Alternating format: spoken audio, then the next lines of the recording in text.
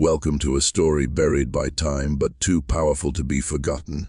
In 1897, a young black girl named Lydia Johnson displayed an intelligence so extraordinary that even the leading minds of science could not explain it, and in many cases refused to accept it. Tonight, we uncover how brilliance was documented, doubted, and quietly erased in an era shaped by fear and prejudice. Before we begin, tell us in the comments where you're watching from, and please subscribe, because every story you hear here is built on deep research, original sources, and countless hours spent uncovering truths history tried to hide. In 1897, America stood at a dangerous crossroads where science, racism, and power were tightly intertwined. The nation was still healing, on the surface, from the Civil War. But beneath that fragile calm, rigid racial hierarchies controlled every aspect of life.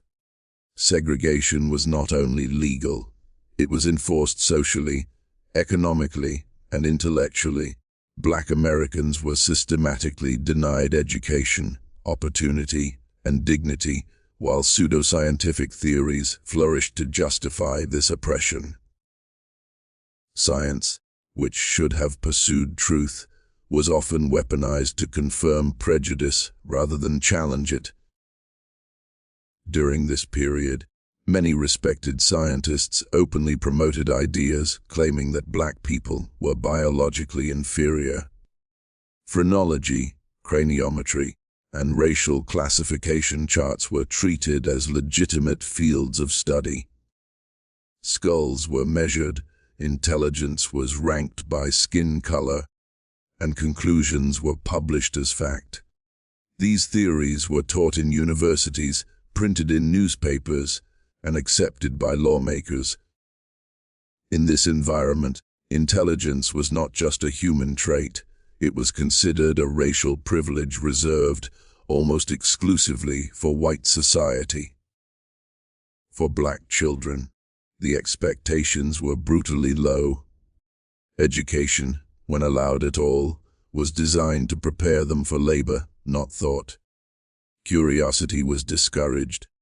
Critical thinking was seen as dangerous, and intellectual ambition was often punished. A black child showing exceptional intelligence did not inspire pride in the broader society. It triggered suspicion, hostility, and fear. Brilliance threatened the fragile lie that held the social order together.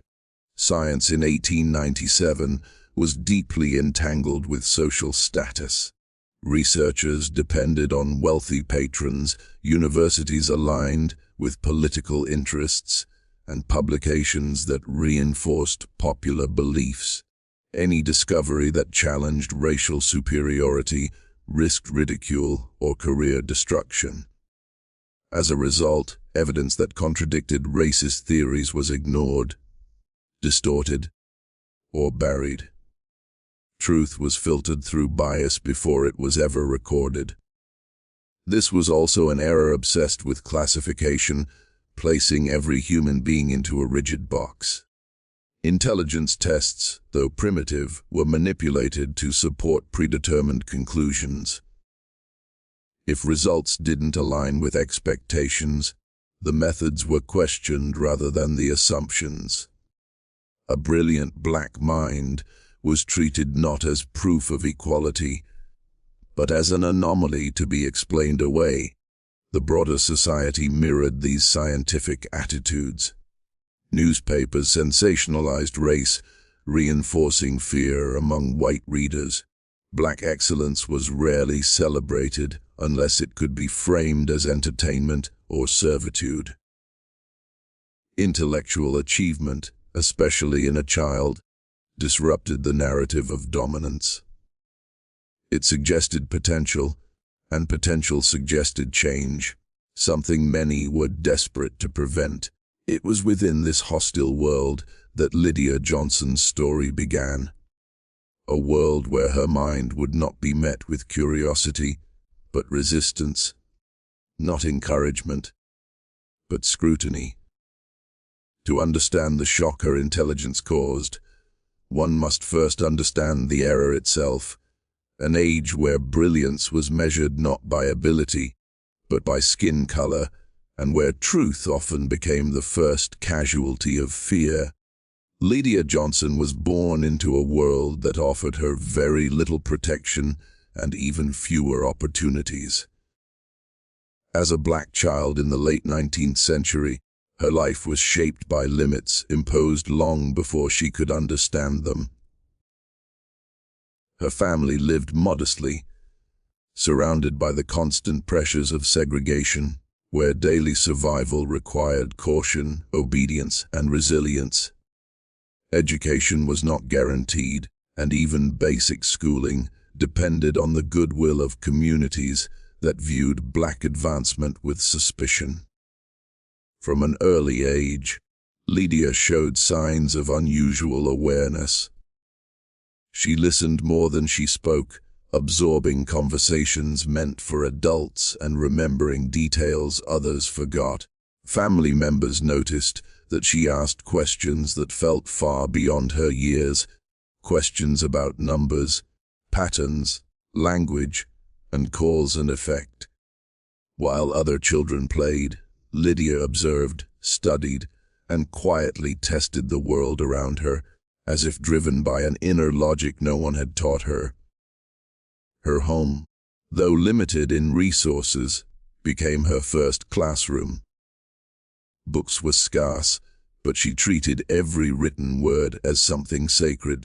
When she encountered newspapers or discarded school materials, she learned to recognize letters and sentences on her own. According to later accounts, she could read fluently without formal instruction, often correcting adults when they misspoke or miscalculated, something that both amazed and unsettled those around her. Lydia's parents faced a difficult reality. Pride in their daughter's abilities was tempered by fear. In a society where intelligence in a black child could draw unwanted attention, they worried that her gifts might place her in danger. Still, they could not suppress what was becoming increasingly obvious. Lydia was not learning at a normal pace. She was advancing rapidly, mastering concepts with little explanation and retaining information with near-perfect accuracy. Neighbors and community members soon took notice.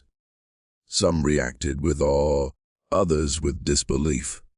Rumors began to spread, whispered in churches and schoolyards, about a young girl who could solve problems faster than teachers and recite passages after hearing them once. While admiration existed within the black community, there was also unease, an understanding that such brilliance would eventually attract the gaze of institutions that were neither kind nor fair. Her early schooling, when permitted, revealed the full extent of her abilities. Teachers struggled to keep her engaged.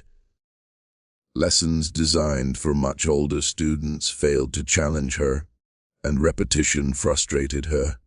She asked for explanations beyond what textbooks offered, pressing instructors to justify answers rather than simply accept them. This behavior, though driven by curiosity, was often misinterpreted as defiance. By the time Lydia reached late childhood, it was clear that her mind operated on a different level. She was not merely gifted, she was exceptional in a way that defied expectations of the time, and in an era unwilling to accept such reality. Her brilliance did not promise opportunity. It marked the beginning of scrutiny, doubt, and a story that history would try to forget. The first undeniable signs of Lydia Johnson's extraordinary intelligence appeared subtly, almost quietly, as if her mind was testing the world before revealing itself. She grasped ideas the moment they were introduced, often finishing explanations in her head before adults completed their sentences. Numbers, in particular, seemed to make sense to her instinctively. She could calculate sums without writing them down, recognizing patterns and relationships that others struggled to see. Language followed the same pattern. Lydia absorbed words rapidly, understanding not just their meanings but their structure and nuance. She learned new vocabulary simply by hearing it used once or twice, then applied it correctly in conversation. When adults spoke around her, assuming she did not understand, she later repeated their words with unsettling accuracy, sometimes even correcting their grammar or logic. Her memory astonished those closest to her. Lydia could recall entire passages from books or sermons after a single exposure. She remembered dates, names, and sequences effortlessly, connecting them in ways that revealed deeper understanding. This was not rote memorization, it was comprehension. She asked why events happened, not just when, and questioned assumptions others accepted without thought. What truly alarmed observers was her ability to reason independently. When presented with a problem, Lydia did not rely on taught methods.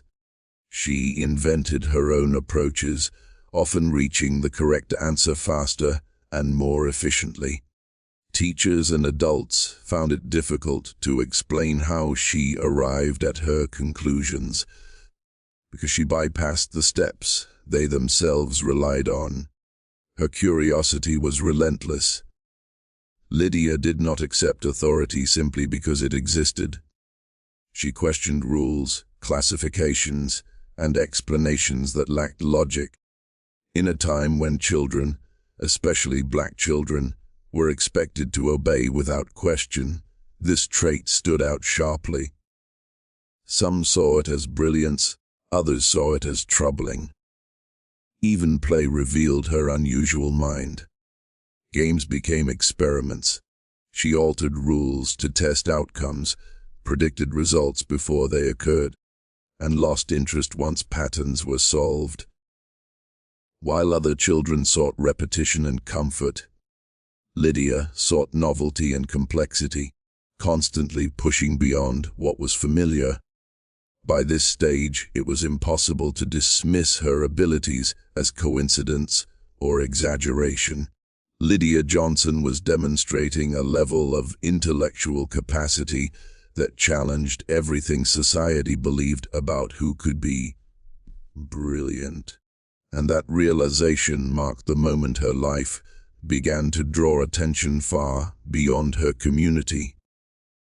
As word of Lydia Johnson's abilities spread, those who witnessed her intelligence firsthand began to speak, sometimes in awe, sometimes in disbelief.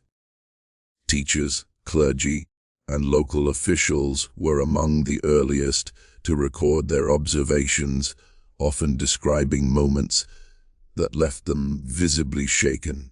They spoke of a child who listened once and understood completely, whose answers arrived with a confidence that seemed impossible for her age. One educator recalled presenting Lydia with advanced material intended for students years older, expecting her to struggle. Instead, she completed the work quickly, then calmly explained not only the answers, but why the material itself was limited. Her reasoning exposed gaps in the lesson, forcing the teacher to admit that the child had gone beyond what was being taught. Such moments were described as unnerving, not because Lydia was wrong, but because she was undeniably right. Church leaders also took notice. During sermons, Lydia reportedly followed complex theological arguments, later questioning interpretations that even adults had accepted without challenge. She asked about contradictions in Scripture, historical context, and moral reasoning, questions that stunned congregations unaccustomed to intellectual debate from a child, let alone a black girl. Some witnesses described an uncomfortable silence when she spoke, as if the room itself did not know how to respond. Neighbors shared stories of Lydia solving practical problems effortlessly. She corrected measurements during construction, predicted outcomes in financial discussions, and pointed out errors in written notices posted publicly. These were not parlor tricks, they were demonstrations of applied intelligence in everyday life. The consistency of these accounts made exaggeration difficult to dismiss. Yet disbelief followed closely behind admiration. Some witnesses insisted that Lydia must have been coached, while others claimed her abilities were exaggerated by sympathetic observers. A few went further, suggesting that something unnatural was at work, language that revealed more about their fear than about her mind. The idea that a black child could naturally possess such intelligence was simply unacceptable to many. What made these testimonies particularly powerful was their consistency across different settings. Schoolrooms, churches, homes, and public spaces all produced similar accounts. Lydia's intelligence did not appear selectively or under special conditions. It was constant, observable, and undeniable. This made it increasingly difficult for skeptics to ignore. As these stories circulated, they reached beyond her immediate community. Curiosity grew among those who believed science could provide an explanation or a way to disprove what they were hearing. Witness accounts that began as quiet amazement soon became the catalyst for scrutiny, drawing Lydia toward a world that would examine her not as a child, but as a challenge to deeply rooted beliefs. As Lydia Johnson's reputation grew, formal attention followed. Educators and local authorities began documenting her abilities, believing that structured examination could finally explain what eyewitnesses could not. She was subjected to written tests, oral questioning, and problem-solving exercises far beyond the level expected for her age. Observers anticipated a breaking point, some moment where her abilities would falter. It never came. During these examinations, Lydia demonstrated an unsettling calm. She did not rush, nor did she hesitate. Questions were answered with precision, often accompanied by explanations that revealed advanced reasoning rather than guesswork. When presented with unfamiliar problems, she adapted quickly, asking clarifying questions before constructing solutions that surprised even the examiners themselves. What troubled the scientific observers most was her consistency. Brilliance could sometimes be dismissed as luck or memorization, but Lydia's performance remained stable across multiple sessions and environments.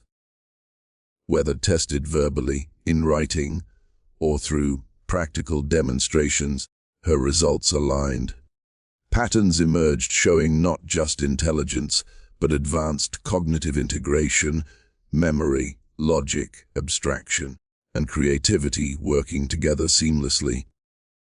Some examiners attempted to adjust the conditions.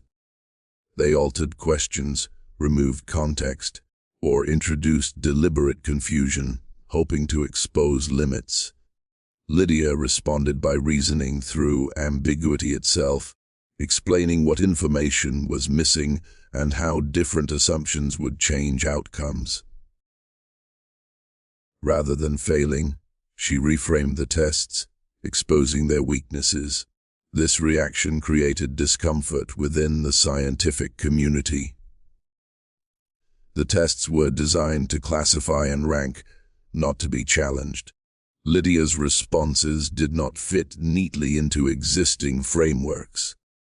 Her intelligence did not merely exceed expectations, it disrupted the very tools meant to measure it. For some observers, this was evidence of something extraordinary. For others, it was a threat. Reports were written, revised, and in some cases softened before publication. Language became cautious, vague, even evasive. Words like exceptional were replaced with unusual, and conclusions were often left open-ended. The data existed, but the interpretation was carefully restrained, reflecting the fear of what such findings might imply. By the end of these examinations, one truth was undeniable. Science had encountered a mind it could not comfortably explain. Lydia Johnson was no longer just a gifted child. She had become a living contradiction to accepted theory. And rather than expanding understanding, that contradiction would soon provoke resistance, denial, and silence. The problem was not Lydia Johnson's intelligence, it was the framework through which that intelligence was being judged. 19th century science was deeply entangled with racial bias, built on assumptions that placed black people at the bottom of an imagined hierarchy. These beliefs were treated as facts long before Lydia ever entered an examination room. When her results challenged those facts, the fault was never placed on the theory, but on the subject. Many scientists of the era approached her case with a predetermined conclusion. They searched not for understanding, but for explanations that would preserve existing beliefs. Some argued that her abilities must be the result of abnormal development, while others suggested external influence or selective reporting. The possibility that a black girl could naturally possess such intellectual capacity was rarely considered. Language in scientific reports revealed this bias clearly. Lydia was described as an exception, a word that subtly reinforced the idea that intelligence of this level did not belong to her race as a whole. Instead of questioning flawed racial theories, scientists framed her as a deviation, something that could be acknowledged without dismantling the system that excluded millions of others. Attempts were also made to separate her intellect from her humanity. Discussions focused on measurements, behaviors, and anomalies rather than on her experiences as a child. This clinical distancing allowed researchers to examine her without confronting the moral implications of their conclusions. She was treated less as a person and more as a puzzle that needed to be neutralized. In some circles, her intelligence was quietly minimized. Results were attributed to luck, memorization, or flawed testing methods. In others, her case was dismissed entirely, excluded from serious discussion to avoid controversy. Silence became a convenient tool, far safer than admitting that long-held beliefs might be wrong. The bias extended beyond laboratories and journals. Institutions that might have supported her education hesitated, fearing backlash or ridicule. Advancement would have required public acknowledgement of her abilities, something many were unwilling to risk. As a result, opportunity was withheld, not because of lack of evidence, but because of its implications. This was the cruel paradox Lydia faced. The more intelligent she proved herself to be, the more resistance she encountered. Science, which claimed objectivity, revealed its deepest flaw. It was not unprepared for genius, it was unprepared to see it in her. As Lydia Johnson's abilities became harder to ignore, the backlash grew stronger. People who had initially been amazed began searching for ways to undermine her. Some dismissed her as a trained child, insisting that her family or teachers had coached her to perform. Others claimed that her intelligence was exaggerated by sympathetic observers who wanted to prove a point. These accusations were not neutral. They were designed to protect the status quo by discrediting the evidence. One common tactic was to question the validity of the tests themselves. Critics argued that the examinations were flawed, biased, or improperly administered. They suggested that the questions were too simple, or that Lydia had been given hidden clues. This approach had the advantage of sounding scientific while shifting the blame away from racist assumptions. It implied that the problem was not the theory, but the method. Another method was to attack her character. In a society where black children were expected to be obedient and invisible, a confident, questioning girl was seen as suspicious. Critics described Lydia as arrogant or disrespectful, turning her intellectual confidence into a moral flaw. By labeling her behavior as improper, they avoided confronting her intelligence. This also made it easier to justify punishment or restriction. Some critics went further, insisting that Lydia's abilities were unnatural or supernatural. Such claims served a dual purpose.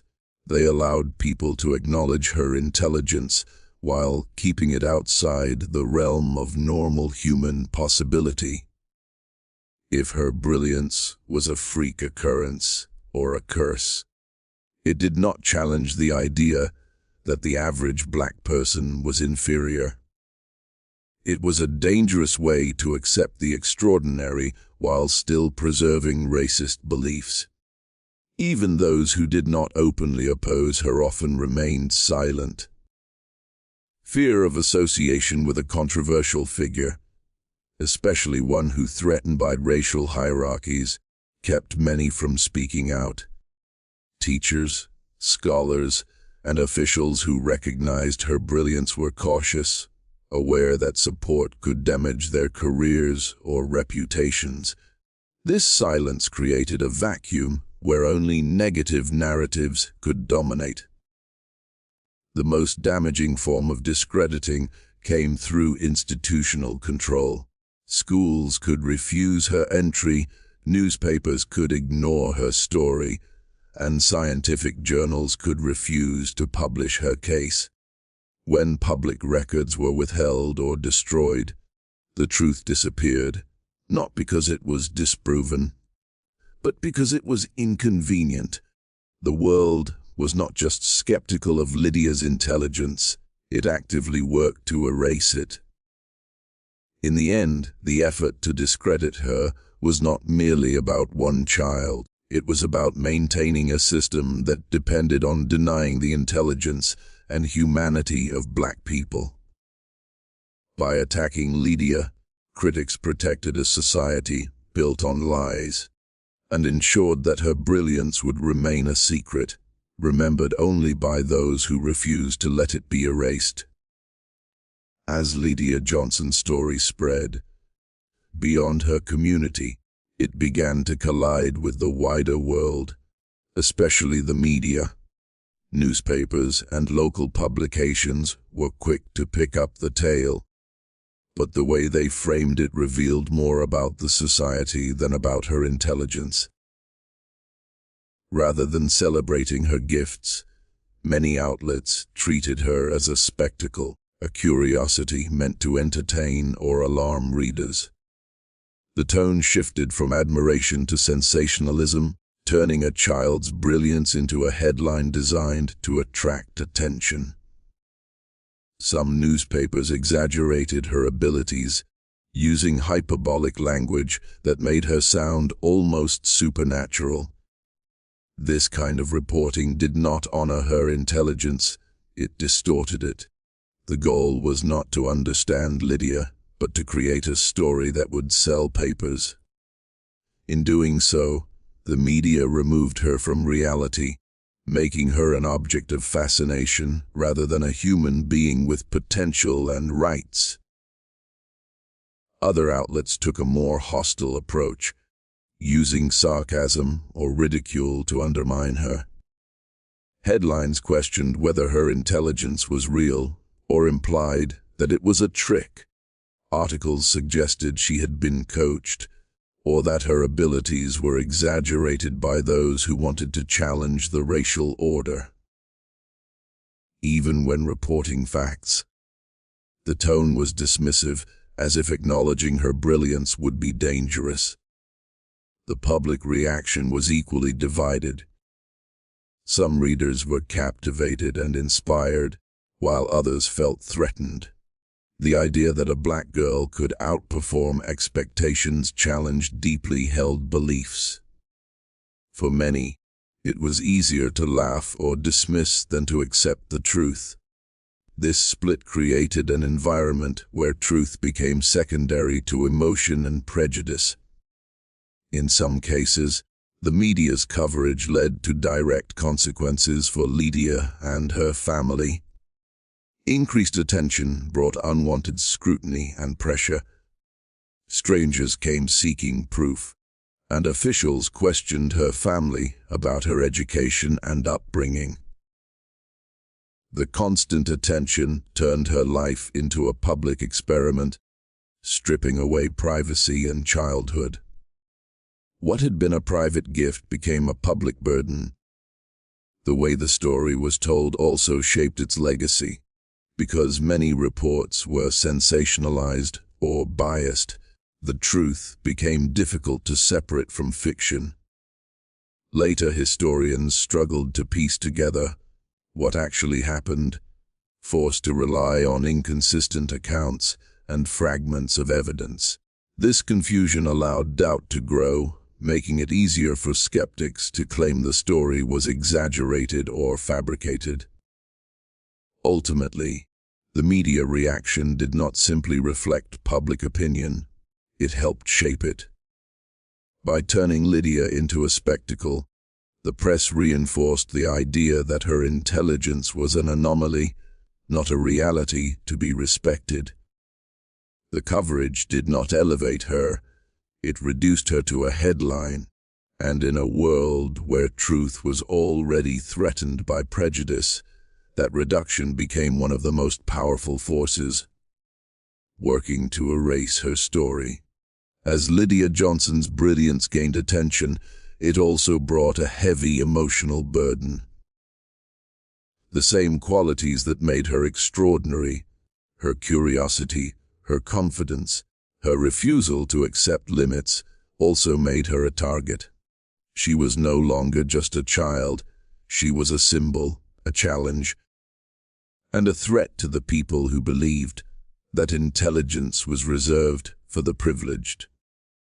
This pressure was not theoretical, it shaped her daily life, forcing her to live under constant scrutiny. Lydia likely felt the weight of expectations early on. When others began to speak about her, she would have sensed that she was being watched, measured, and compared. This kind of attention can be isolating, especially for a young mind still trying to understand the world. The knowledge that people doubted her, questioned her, or treated her like a spectacle would have made her cautious, even suspicious of those around her. She also faced the emotional cost of being misunderstood. Adults who could not accept her intelligence often interpreted her curiosity as defiance. When she asked questions, she was labeled difficult. When she answered correctly, she was called unnatural. This constant misinterpretation would have eroded her sense of safety. A child learns to trust adults, but Lydia was learning that adults might not be trustworthy, especially those in power. The pressure of public attention also threatened her sense of self. When a child is praised for being different, the line between identity and performance blurs. Lydia's intelligence could have become something she felt she had to prove repeatedly. If her worth was tied to her abilities, any failure, any moment of normal childhood struggle, might have felt catastrophic. That kind of pressure can turn brilliance into a burden. Within her own community, the emotional impact was complex. Some admired her and supported her, but others feared what her visibility might bring. In a society that punished black excellence, community members might have worried about backlash, danger, or retaliation. Love and pride could coexist with fear, and that fear could limit the support Lydia received. Her family, too, faced emotional strain. They were proud of her, but they were also frightened. Protecting her required constant vigilance, and the fear of losing her to exploitation or harm would have been ever present. Their love might have been expressed through caution, but that caution could also feel like restriction to Lydia. Ultimately, the emotional toll Lydia endured was not simply the result of her intelligence. It was the result of a society that could not accept it. Her brilliance made her visible in a world that demanded she remain invisible. The burden of being extraordinary in a world built to deny her humanity would have shaped her childhood in ways no test or examination could measure. As Lydia Johnson's story grew, the forces that feared her brilliance began to tighten their grip. What began as curiosity and admiration gradually turned into an effort to control her future, an effort rooted not in concern for her well-being, but in preserving the status quo. In a society where black success threatened the established order, Lydia's intelligence was not seen as a gift, but as a risk. The most dangerous part of her story was not her brilliance. It was the possibility that she might be allowed to rise. The first form of silence was simply ignoring her. Officials and institutions who could have supported her education refused to acknowledge her abilities publicly. Schools turned her away or offered minimal advancement, claiming she was not ready or that resources were limited. By refusing to validate her, they effectively blocked the path to any future where her intelligence could be used to challenge the system. Even when her case was discussed, it was often framed in ways that made it easy to dismiss. Reports described her as an anomaly or a curiosity, rather than a sign of what was possible. This subtle shift in language was powerful. By categorizing her as a rare exception, the system avoided confronting the larger truth that countless others could be equally gifted if given the chance. Her family likely faced pressure to keep her out of the spotlight. Attention brought danger. There were real risks in allowing a black girl to be publicly recognized for intellectual achievement. Jealousy, backlash, and even violence were constant threats. In such an environment, keeping her quiet could feel like protection. But it also meant her talents would never be fully realized. The institutions that controlled records also played a role. Documents were lost, altered, or destroyed. Reports were filed away without proper preservation, or published in obscure papers that were never archived.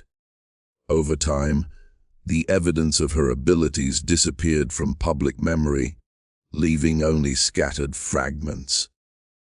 When historians later searched for the truth, they found gaps where there should have been records. The people who could have become her advocates often stayed silent, Teachers, clergy, or community leaders who recognized her brilliance might have feared retaliation or professional ruin. Supporting Lydia meant challenging powerful beliefs, and few were willing to risk their lives or livelihoods for a child in a society that did not value black lives equally. As time passed, the silence became the story. Lydia Johnson's brilliance faded from public consciousness not because it was disproven, but because it was inconvenient. A society that depended on denying black intelligence had no place for her. Her story was quietly erased, leaving behind only whispers, enough to suggest something extraordinary happened, but not enough to prove it.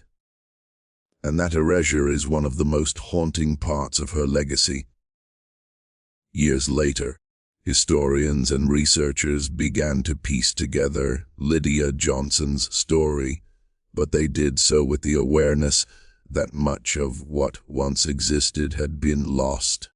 The task was not simply to tell her story, it was to rebuild it from fragments, rumors, and incomplete records.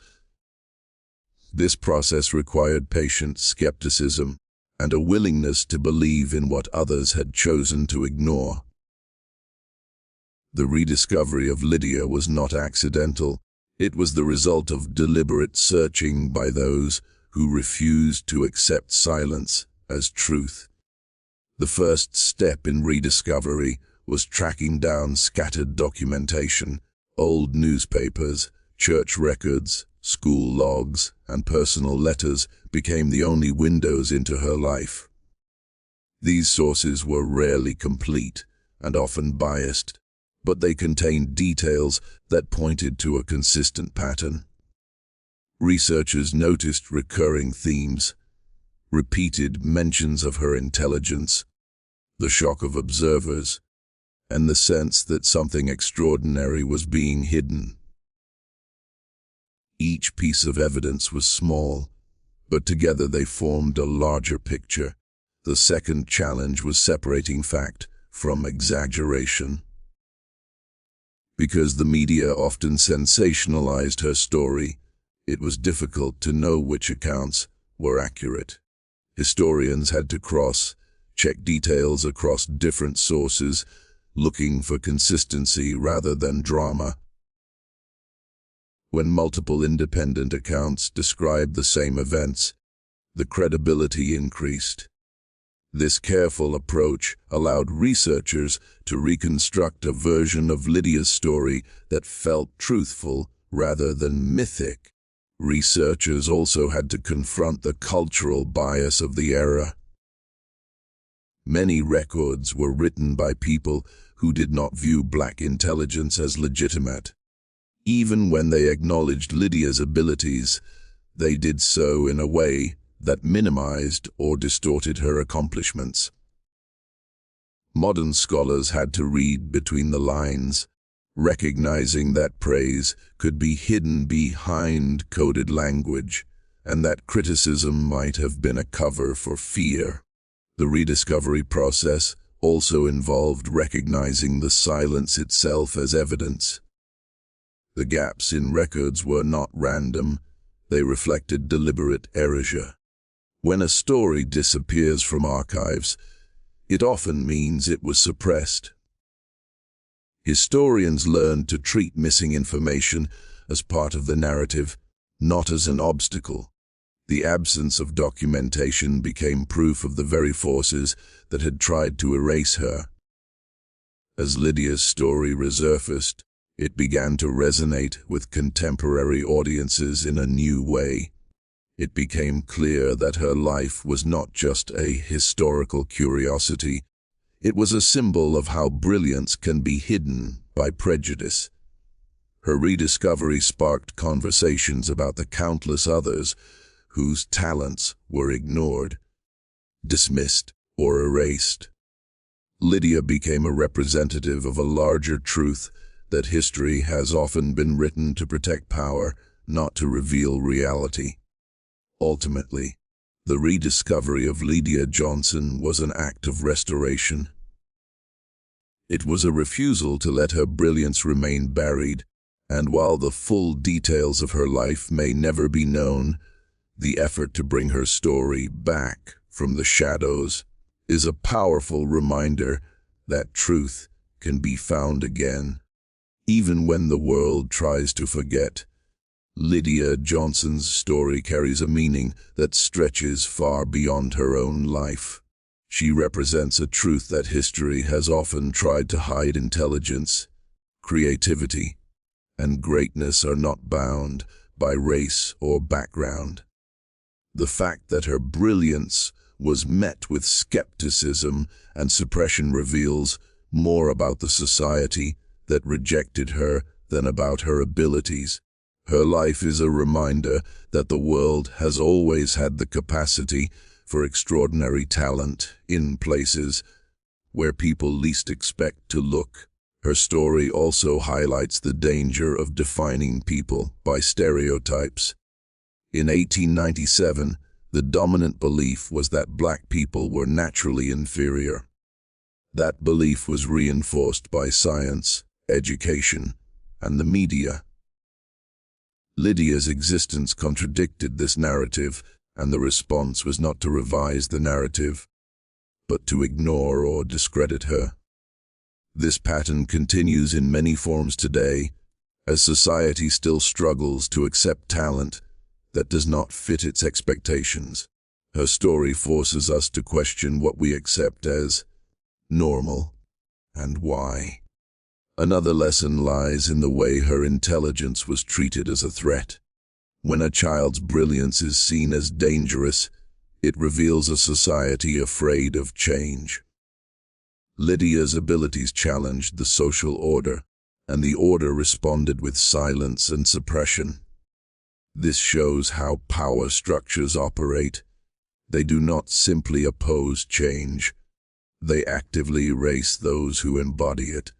Lydia's story is a warning that when we deny the potential of others, we are not protecting society, we are limiting it. Lydia also symbolizes the countless individuals whose gifts were never recognized because of prejudice. Her story is a window into the lives of millions who were denied education, opportunity, and recognition simply because of the color of their skin. Her brilliance may have been exceptional, but the truth it reveals is universal. Talent exists everywhere, and it can be crushed by fear.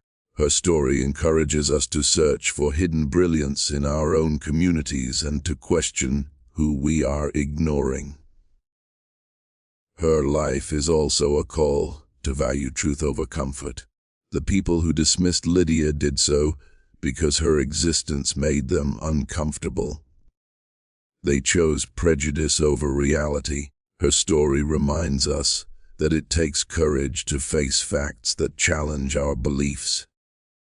If we want a more just world, we must be willing to confront uncomfortable truths and change our assumptions. Finally, Lydia Johnson's legacy is a reminder of the power of remembrance. Even though her story was nearly erased, it survived in fragments, whispered memories, and determined research. That survival proves that truth cannot be completely destroyed. It may be hidden, distorted, or buried, but it can be rediscovered. Lydia's brilliance lives on not just in what she accomplished, but in the fact that we are still talking about her today. In the end, Lydia Johnson's life is not just a story from 1897, it is a mirror reflecting the ongoing struggle for recognition, dignity, and equality. It asks us to remember the brilliance that history tried to erase, and to ensure that the future does not repeat the same mistakes.